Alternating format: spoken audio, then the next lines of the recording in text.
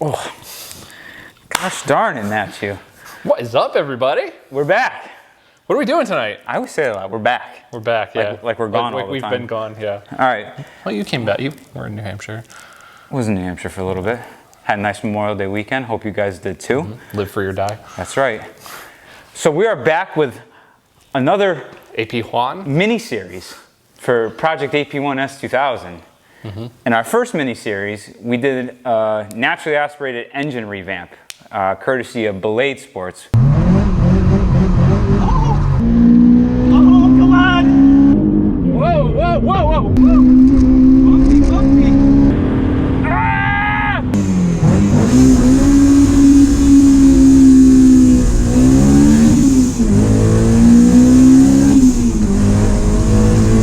I partnered with them. I bought their camshafts, their timing correction gear. That was cool. That's a great idea. Great idea. Yeah. Their race exhaust manifold. And was there anything else that we installed as part of that? I don't think there was. Cams, correction gear. Yeah, We did three part. We did the catback exhaust beforehand. That's right. And their catback exhaust. Yeah. So the setup before that with BC Stage 2 cams, it was a Jay's Racing header and a chopped up NVIDIA Q300 that I took all the restrictors out of. That setup did 222 at the wheels and 148. I wasn't there. I don't know. Sorry. I know, I'm asking you like you were there. I think I always get this screwed up. I'm pretty sure it was 148 pound-feet of torque. We'll put it in the description, the actual numbers. Yeah. After the Belade setup, and I was skeptical, but Alex, after many conversations, him and I, and he said, trust me, the setup is gonna be better just about everywhere, and you're gonna get a lot of mid-range. So as a fellow business owner, I gave him the benefit of the doubt, tried his stuff. The car made a whopping, 15 more wheel horsepower. That number jumped up to 238 at the wheels, and another 10 pound-feet of torque, but down low, Mid-range, around 3,000-ish RPM, the car was making like 26 more horsepower and like 20 more pound-feet of torque. The mid-range gains were huge, but it also was that correction gear that did all that. It also gained peak power. Now, yes. Now, I don't want to sit here and deceive anybody. I do think that the combination of those cams, his exhaust manifold, and the pairing that he did definitely optimized the mid-range gains. I was also giving up some power because I have a shaved head for higher compression and a thinner spoon head gasket. So compression's around closer to 12 to 1, probably like 11.7-ish to be exact.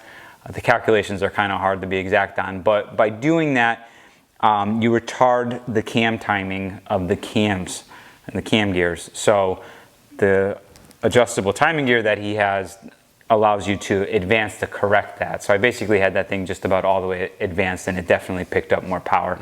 Awesome. Transformed the car, and not to mention, that was also with their new Type S exhaust, which is kind of like, it was based off of the original ASM 70mm single, which does use an internal silencer at the end of the muffler, but it's a little bit more free-flowing.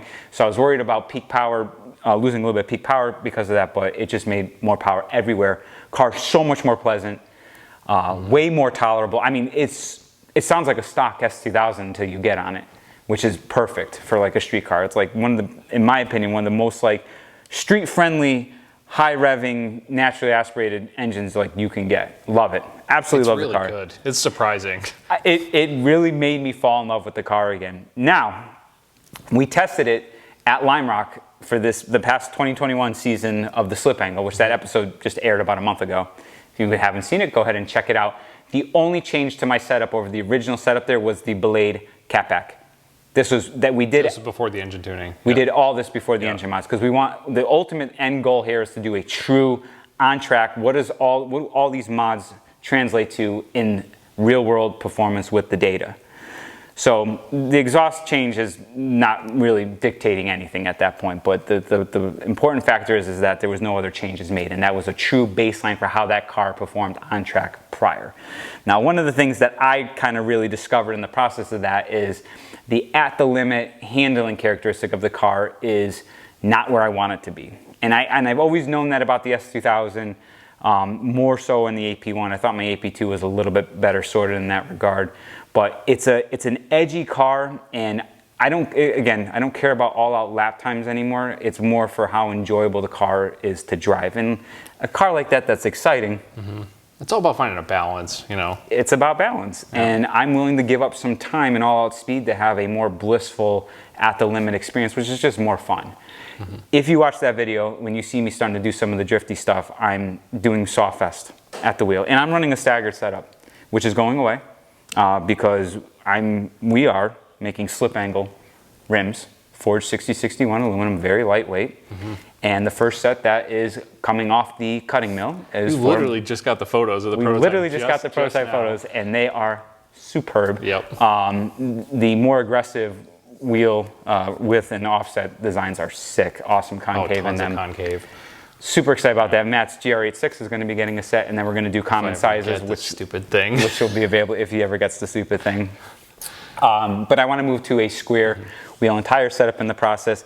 However, talking to Alex from Ballade, I told him what was going on with the car and, you know, what can I do to fix that. So with problems, there are solutions. With problems, there are solutions. And again, I trust Alex's word at this point because he promised me better results with the engine setup, and I believe what he's telling me with the suspension too. And I picked up a suspension package based off of his recommendations.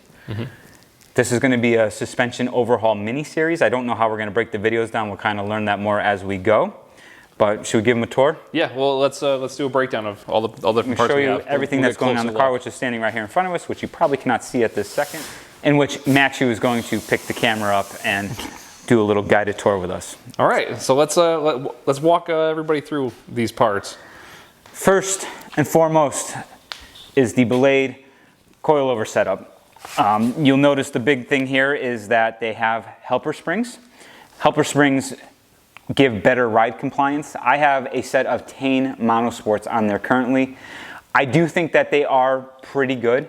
A lot of the Tane products, they've shifted more towards cost savings, and like they have steel bodies and steel top hats that are just painted. There's just a lot of like areas that they really cut corners on. These are still anodized aluminum bodies and top hats, which I appreciate. I'm going to guess that this is probably going to be a lighter setup, even with the helper springs.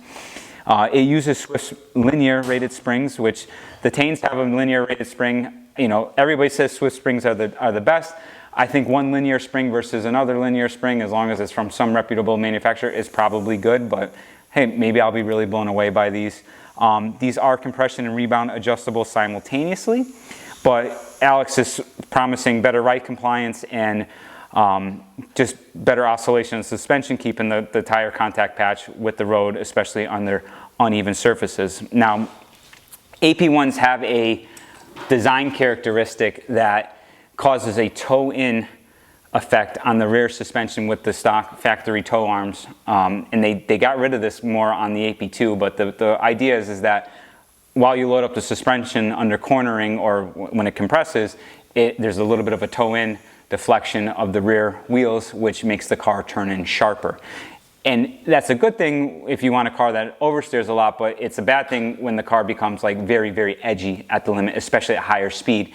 Now, I don't know if we could find this clip, but when I ran this at Thompson Motorsports Park, just as I ran down the street, I literally made no changes other than I dropped tire pressure a little bit. I went and threw it on track. Coming into one of the higher speed sections, under braking, fourth gear, over 100 miles an hour, I mean, the car just snapped sideways, and I had one of those like, oh shit moments where I'm gonna hit the barrier and this car is about to get totaled. We're sliding, that's gonna cost us. Full throttle. See if I can get him. Oh boy, I was gonna say, let's see if I get him with some late trail braking. That just upset the car. Scary. Now I'm scared to go hard on the brakes here. This is the scariest turn for me, hard on brakes.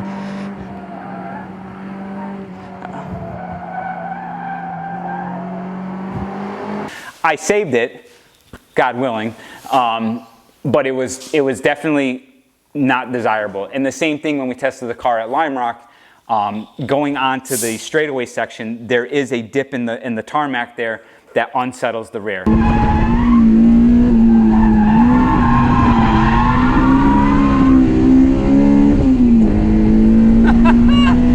What an animal! lot of my cars get upset going into that, so you can't carry as much speed entering that straight section that's there as you would like to. So to combat that, there's a couple things that we're going to be doing. First and foremost is a set of rear tow arms here. Now these are just Megan tow arms, and you know, I don't know what the deal is with Megan Racing. They were always like kind of a lower quality company, but a lot of people use these and they seem to hold up just fine. But this is going to eliminate the toe-in effect that the stock tow arms have. And then there's a spherical bushing on the end here, which I'm not sure if the stock is spherical or not. I can't remember. But this is the start of that.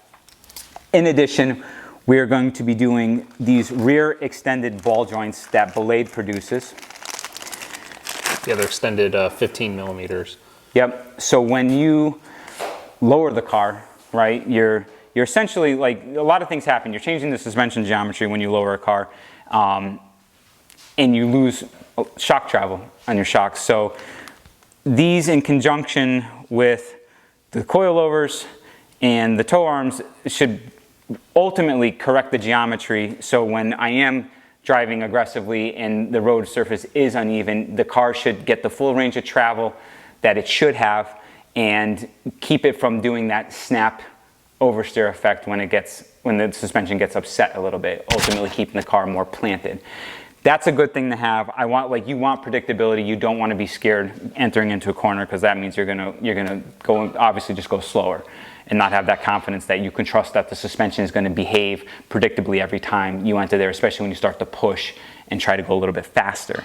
Now, on top of that, Alex suggested going with their full spherical bushing kit. So this is going to get rid of all the factory rubber bushings, and everything's going to get changed out with spherical. Now, I will say this. I was apprehensive to pull the trigger on this, only because I have poly bushings in my FD and both of the Miatas, and the NVH levels are way higher than what the stock ones were. And at this point in my life, I'm 37 years old here, let's put that out there, I don't enjoy driving those cars on the street, and subsequently I don't drive them on the street very much. This, I'm like so thrilled with how it is now.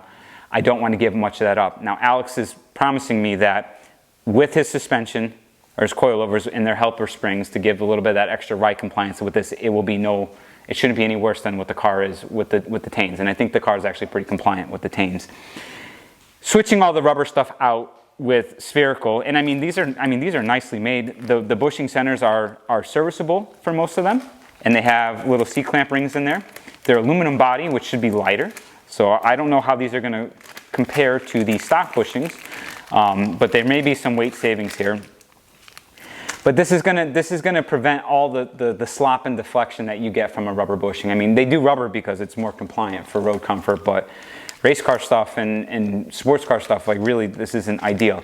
He's saying that the way the car's handling characteristics is going to change by going to a setup like this is that I will be able to pick the angle that I want, and I shouldn't be monkeying behind the wheel so fast, which is what I tend to do a lot in shorter wheelbase cars. S2000 more just because it's nervous at the limit there. So also, to correct some of the geometry from lowering the car, is a set of steering rack spacers.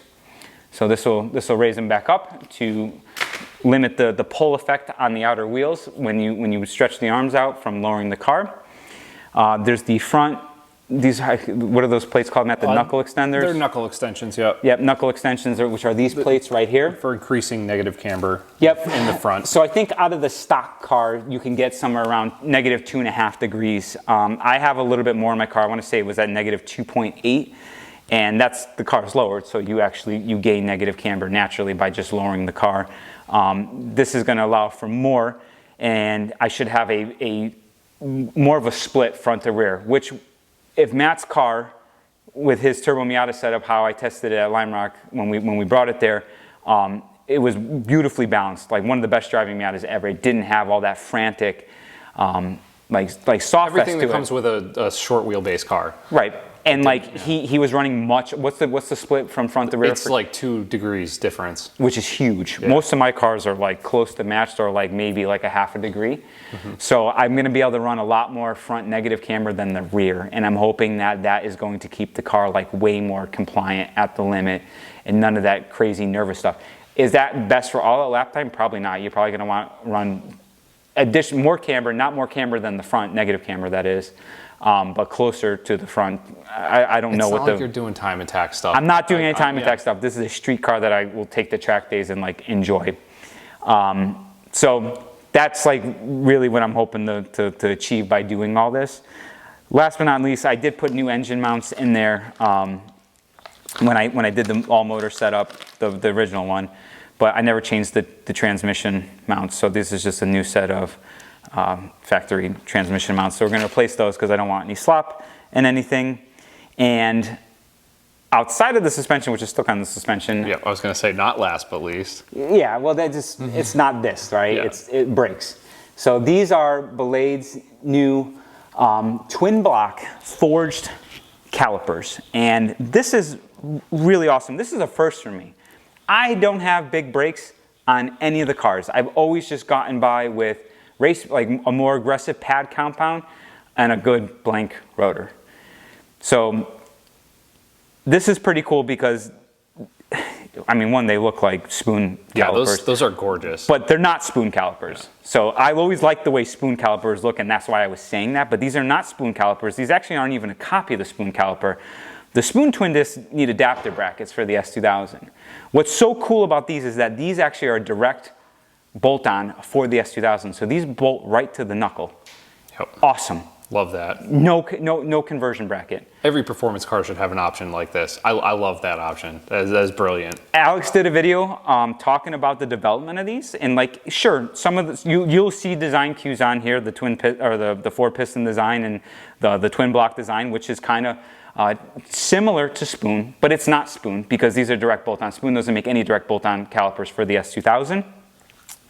There's more wheel clearance in these because they're a thinner design, going with a twin versus a monoblock. The original spoon calipers were a monoblock design, and am I getting that the other way around? I don't know. One of them was thinner, but that was one of the things that they put. Yeah, these are thinner. They're about 10 millimeters overall, like 5 mil in the front, 5 mil in the back, I think he said. Yep. So it allows for more wheel clearance. You can get away with running these on the stock wheels, which are very high offset and not that wide, with like a 10 millimeter spacer. So it's not much. I mean, you got to remember that when you're going with a much larger than factory caliper, that you are going to lose wheel clearance. I shouldn't have any issues with either sets of wheels, whether the Advins or the wheels that we're developing for the car. Should have plenty of clearance for it, but I'm excited about these. And the biggest thing that's like so cool about this is that these are 4 pounds 9 ounces, where the stock calipers are 9 pounds 9.1 ounces. So you get a 5 pound 1 ounce weight savings per corner. So 10 pounds out of the car and it's unsprung weight, just by going to these brake calipers.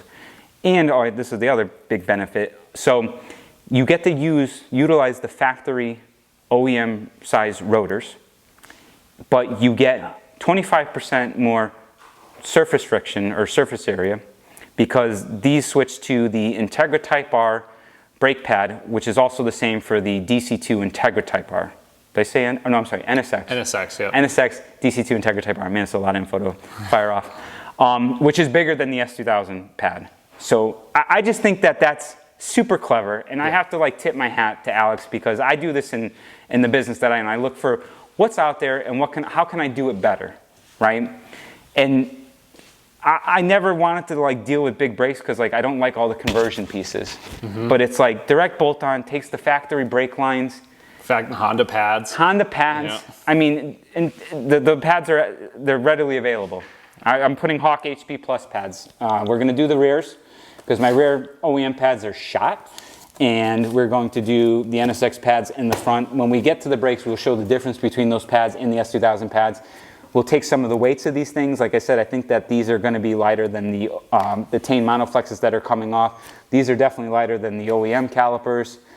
So this is a lot of cool stuff that's happening, and hopefully this will become the ultimate car. And I kind of have been saying this even with the suspension handling woes, but I think I like this car a lot better than my all-motor ITB Miata, which I know. But guys, I'm telling you, what Honda did here is such an epic package, but it just needs that sorting. And I'm hoping that this will get it there. The one thing that the Miata has that benefits over the S2000, one, it's a little bit lighter, but two, is that at the limit ease of handling. That's it. Engine package per engine package, even though this doesn't have ITBs yet, and Alex just made his new race header, so let's just like put that out there. It beats the header that I put on here. I may have to go to that, and if I do that, I might as well just do the ITBs too, to like really see if I can get like close to 250 wheel horsepower out of this setup. But the engine package is just superior, and I think the S2000 is a much prettier car too than the Miata. I said it, guys. I love the Miata, right? That's my grassroots car. That's like how I got into this. I'm a turbo Miata owner, and I agree with you 100%. It's an amazing car. To have that power and naturally aspirated, right? It's phenomenal. But let's just see if we can get the handling there. So that's the intro for this build series. We'll break the videos down where it makes sense, but this is just going to be an intro video, and in the next episode we will start installing everything.